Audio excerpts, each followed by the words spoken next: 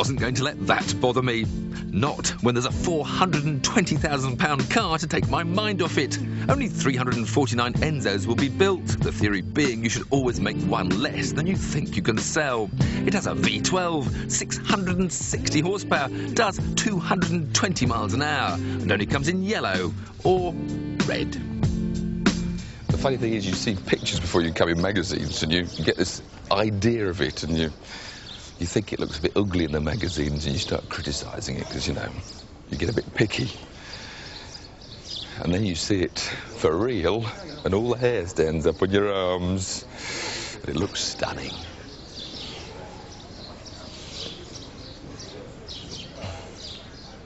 The naked eye can see so much more detail than photographs show, because I just noticed that this wing, you don't see that in the photos at all. It's a proper aerofoil. It is the detailed touches, little rear lights. I'm not sure I like little silver bits they put on it, spoiling all their advertising stickers. Where's Dario? Is he here yet? Oh, there he is at the door. Robin Quitters has shot Dario over there. There's Dario. Back at the doorway. The doorway. Hope he hasn't spotted me yet. He always wears the shades. You can't see his eyes behind the shades. The other big feature of the car is this first ever production car use of carbon brakes. And you can see the mottled effect, very different from steel. And the whole point about these is, in the past, racing-wise, they only work when they're really incredibly hot. And when they're not hot, they don't work and it pulls the car. Now, they say, even on a stone-cold day, they work straight away.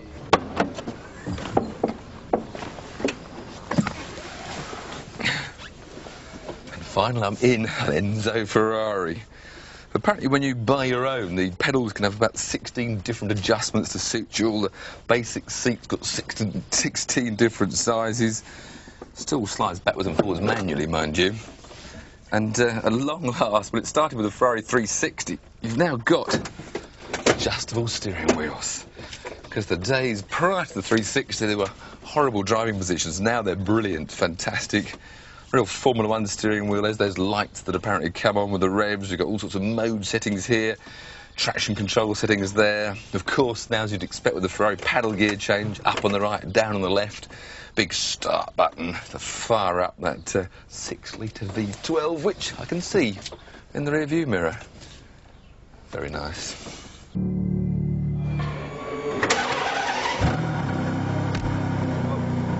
Tell him we're filming, so can you get out of my way?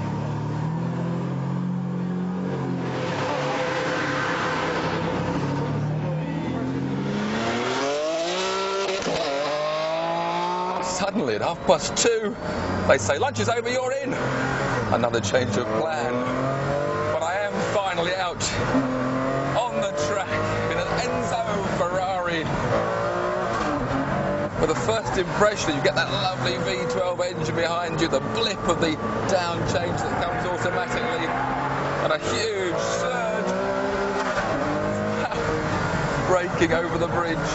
It's very light, the steering, and the nose turns in surprisingly easily. And then down to this tight first gear hairpin.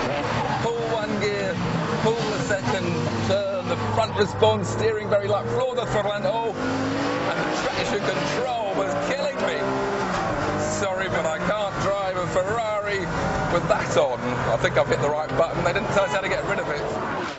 Now the Ferrari's alive. The lights on the wheels scream up through the revs.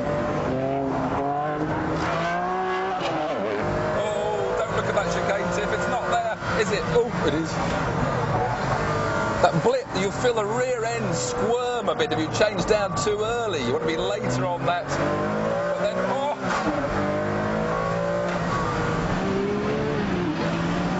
Brake, blip, change down later, Tim. That's what this car wants. Now I haven't got traction. Hit the horn again as I cross my hands. And now the car leaps out of that corner. Heading for this high speed left, right. Feel the G-force building up. Fourth. Fifth gear. Turning and braking. Clamp on. I can't believe how good the brakes are. But I believe that 600 horsepower right underneath my foot. Oh!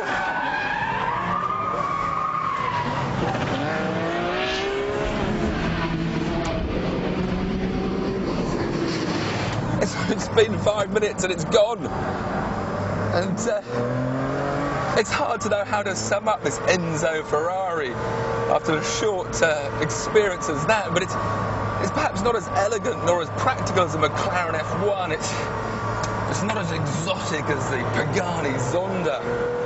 But what it does do fantastically well is what Ferrari are fantastic at. It goes around racing circuits very, very quickly indeed. Just one loose end then. My lap time of 1 minute 34 may have been 4 seconds slower than the great Dario, but not bad considering I'd only had 5 minutes and he's here every day. And it was, I'm proud to report, the quickest journalist time of all. So, what did Dario think of that? Bello. There you go. Bello. Friends again.